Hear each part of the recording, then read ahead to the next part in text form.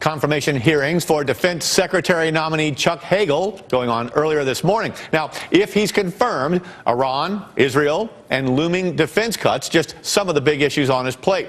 Our next guest says Hagel deserves to be confirmed. With more, let's bring in Jeremiah O'Keefe, a former Pentagon and CIA Middle East strategist. Thanks for joining us. Tell us why you think Hagel's a good pick here.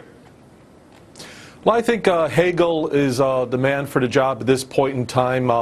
From a strategic perspective, you know, there's a big battle going on within the Republican Party over the neoconservative foreign policy approach and realists, if you will.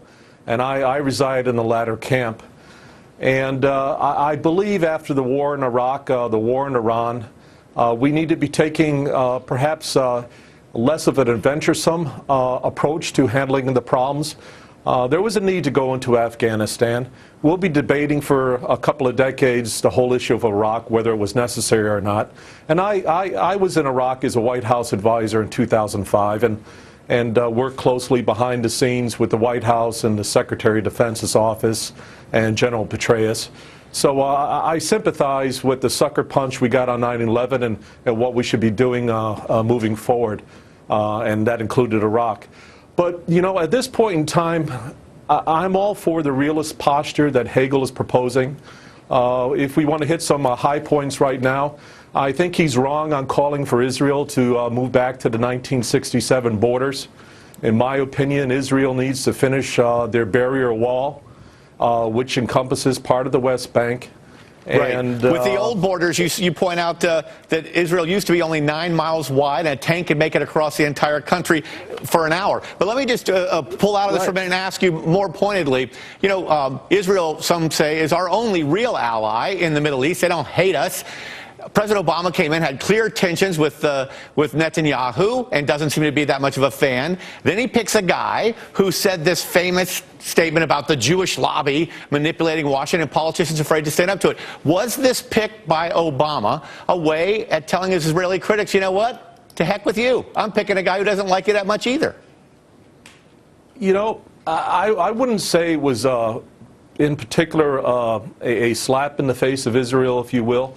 But, you know, in every friendship, in every partnership, business, personal, whatever, and in the world of geopolitics and diplomacy, we don't always agree with our allies. Case in point, Eisenhower, 1956 Suez invasion by Britain, France, and Israel. Eisenhower came out and said, you pull your troops back and stop this war, this attack to gain control of the Suez Canal. Listen, as to Israel, you know, I would love to see a strategic event occur, and the threat from Iran is very serious, not just against the state of Israel, but terrorists getting their hands on weapons of mass destruction. We still can't trace the uranium that comes out of nuclear explosions. So, my God, if an event was ever to happen in the U.S., we couldn't be 100% sure that it came from Iran. So this is what I would like to see.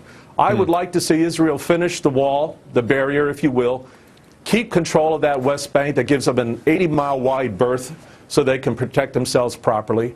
I would love to have seen Obama in 2009 work covertly to bring down the mullahs during the Green Revolution. They didn't. I hope to God we're doing something in Lebanon now, or Syria I should say, because I've held this for a long time on Fox.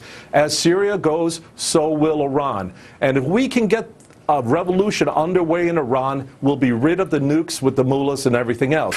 But if that doesn't happen, the fact of the matter is, even if we or Israel bomb Iran, it's maybe a 1 or 2 year deterrence. Okay. So how we are supposed to spark revolution in Iran when our policy, some say, is more of leading from behind is a mystery to me. But thanks for being with us. We got to wrap you here. Good day to you, Jeremiah O'Keefe. Thank you very much.